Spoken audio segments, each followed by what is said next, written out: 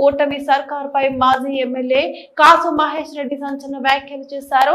ఎమర్జెన్సీని తప్పించేలా చంద్రబాబు పాలన ఉందని ఆరోపించారు. మీరు ప్రజలకు ఇచ్చిన హామీలు నెరవేర్చుకోవాలని డిమాండ్ చేశారు.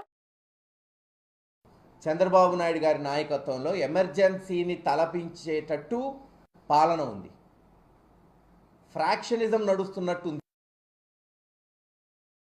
లెవెల్లో ఫ్రాక్షనిజం ఉండేది రాయలసీమలోనో పల్నాడులోనో.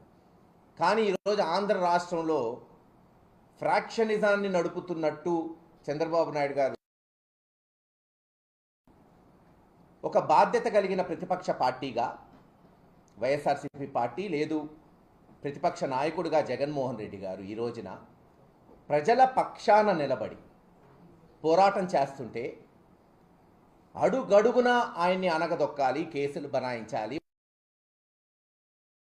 అక్రమ కేసులు పెట్టి అరెస్ట్ చేయాలి.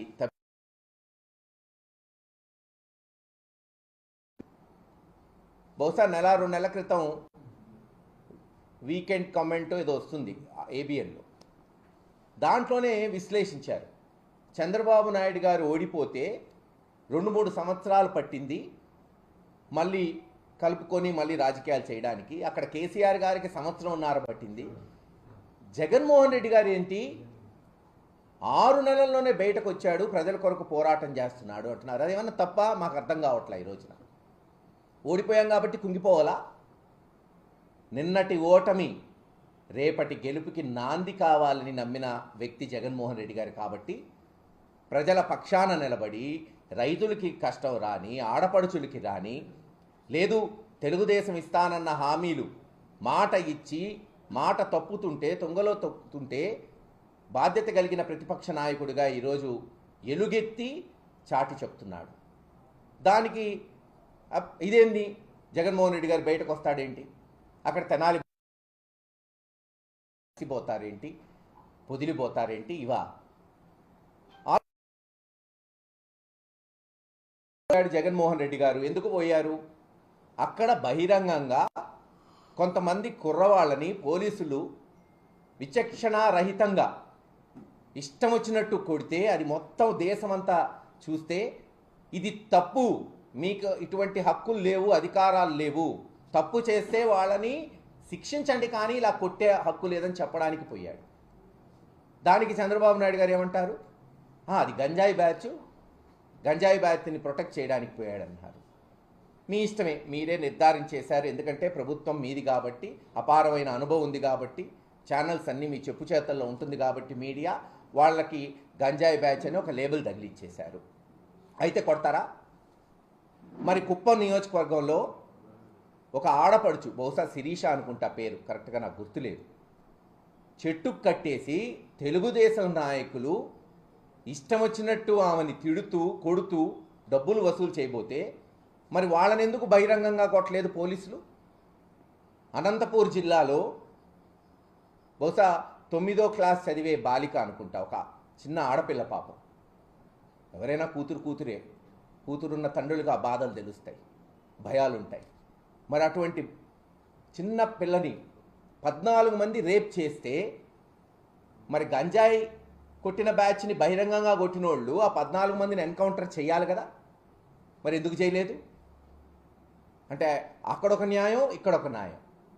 మీ ఇష్టం, అధికారం ఉంది కాబట్టి ఏదైనా చేయొచ్చు, ఏదైనా చెల్లుబాటు అయింది. అది ఎండగట్టడానికే జగన్మోహన్ రెడ్డి గారు కంకణం కట్టుకొని తిరుగుతున్నాడు. ఇక్కడ పాలన లేదు అని చాటి చెప్పడానికే ఆయన కష్టపడుతున్నాడు. నాగమల్లేశ్వరరావు అనే వైఎస్ఆర్సీపీ నాయకుడు, ఉప సర్పంచు ఆత్మహత్య చేసుకుంటే సరే ఆయన విగ్రహాన్ని మరి ఆవిష్కరించమని వాళ్ళ తండ్రి కోరితే జగన్మోహన్ రెడ్డి గారు సత్తెనపల్లి వచ్చాడు. దానికంటారు నాగమల్లేశ్వరరావు పోలీసులు హెరాస్మెంట్లో చనిపోలేదు. చనిపోయాడని చనిపోయిన వ్యక్తి తల్లిదండ్రులు భార్యా పిల్లలు చెప్తుంటే లేదు లేదు ప్రభుత్వం చెప్తుంది. ప్రభుత్వం ఎవరండి చెప్పడానికి? తల్లిదండ్రులు చెప్పాలి. లేదు అతను ఏమన్నా వీడియో కానీ చనిపోయినప్పుడు ఏమన్నా ఆత్మహత్య చేసుకునేదని ఉంటే అది లేనప్పుడు తల్లిదండ్రులే కదా, భార్యా పిల్లలే కదా చెప్పాల్సింది ఎందుకు చనిపోయాడనేది. ఆయనకు ఒక లేబుల్ వేశారు, బెట్టింగులు కాశాడు, నష్టపోయాడు కాబట్టి చనిపోయాడంట. పోనీ అనుకుందాం ఒక నిమిషం, జగన్మోహన్ రెడ్డి గారు ఎక్కడన్నా ఆంధ్ర రాష్ట్రంలో బెట్టింగ్ ఖాయమని ఎవరికన్నా చెప్పాడా? మీ ఇష్టం, ఆయనకి ఒక లేబుల్ వేసి పడేశారు. జగన్మోహన్ రెడ్డి గారు సాక్షి పేపర్లో గెలుస్తామని వచ్చింది, అందుకని ఆయన బెట్టింగ్ కాసంటే, గెలుస్తామని చెప్పక నిలబడే నాయకుడు ఎవరన్నా, ఒక సామాన్య ఎమ్మెల్యేకి నిలబడేవాడు కూడా నేను గెలుస్తామని కౌంటింగ్ సెంటర్కి పోతాడు. అలాగే జగన్మోహన్ రెడ్డి గారు గెలుస్తామని చెప్పారు. చంద్రబాబు నాయుడు గారు 2004లో, 2009లో, 2019లో గెలుస్తామని చెప్పక ఓడిపోతామని చెప్పాడు. ఆ కార్యకర్తలకి గెలుస్తామని చెప్పాడు. 2019లో 80% ఉంది ప్రజల అభిమానం తెలుగుదేశానికని ఎలక్షన్లకు పోలేదా? లేదు. 2004లో తన మీద దాడి జరిగితే నక్సలైట్ 6 నెలలు ముందుకు తీసుకొచ్చాడు ఎలక్షన్. మరి గెలుస్తామనే కదా చెప్పేది. దానికి ఒక అపవాదు. మరి అదే సత్తెనపల్లిలో లక్ష్మీనారాయణ అనే వ్యక్తి వీడియో తీసుకొని ఆత్మహత్య ప్రయత్నించాడు కదా పాపం. చెప్పాడు కదా పోలీసుల హెరాస్మెంట్ ఉందని. మరి దాని మీద ఏం చేసింది ఈ ప్రభుత్వం? ఏమీ చేయలేదు. పైగా ఆయన జగన్మోహన్ రెడ్డి గారు వెళ్తే అంట కేవలం 9 కార్లు 100 మందితో పోవాలంట.